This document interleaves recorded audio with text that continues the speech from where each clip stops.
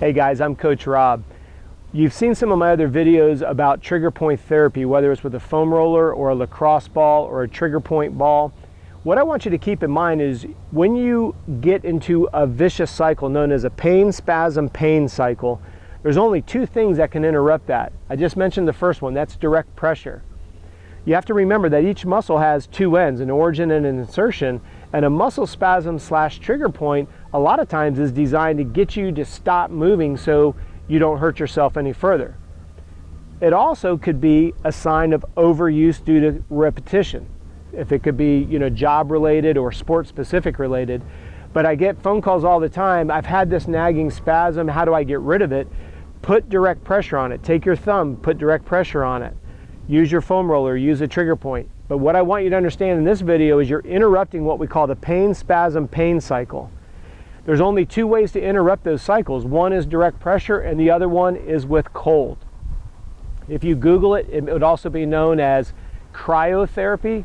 And if you're using the contrast between heat and cold, it would hence be called contrast therapy. The reason why I encourage you to have, if you've watched any of my other videos on ice cups, how to make them and how to use them, what the ice cup is doing is you put the ice cup and you do a little circular massage, you get a message to your brain that says, hey, what you're doing is extremely cold, lift up that ice cup. You say, no, I'm going to keep doing friction massage on that location.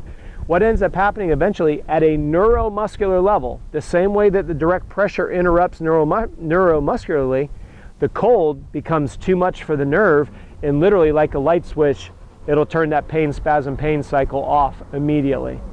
So if you're dealing with some kind of a nagging muscle spasm that just won't go away, please make sure that you're properly hydrated. I've got another video on that.